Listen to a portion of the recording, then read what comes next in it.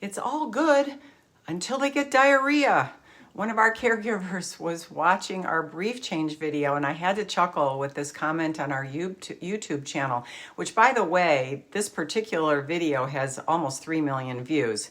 So yes, as she was right, she had been watching the video about the general and basic way to change a brief, an absorbent breech, and we don't address that there are changes in the quality of a person's bowel movement. So let's consider diarrhea. What can you do when your bedbound patient has had a blowout and the liquid stool has come up even up through the legs to the belly, they flooded the bed? Well, you know, it's going to take a longer than usual change, so get help if it's available and gather more supplies than you think you're going to need. Make that trash can handy and get extra gloves, in fact, double gloves. Start from the front of the patient, detach the brief, clean the belly, and from the front to the groin first. Consider using a squeeze bottle of warm water to rinse those creases.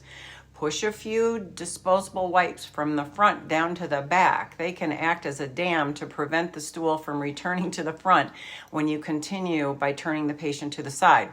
Again, clean the skin and the buttocks as best you can on one side, and then you're going to have to roll them, push that soiled brief and pad underneath, get a new one.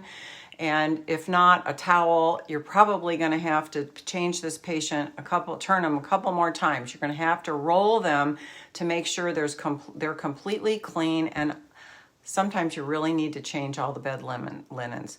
Don't forget to assess the patient's skin. Apply a protectant. Make sure you have a waterproof pad under the patient when you're done. Lastly, make sure you talk to the hospice nurse or medical practitioner to consider the cause of the diarrhea and some treatment to prevent its continuation. I know it's a long process. I've done it before. It can take a long time, and patients really appreciate gentle care.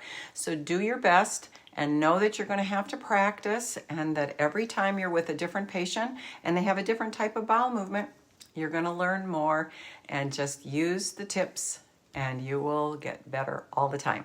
Thanks. Bring your questions, your comments to our channel. We love to answer them for you, because our motto with the Hospice Care Plan is care is treatment.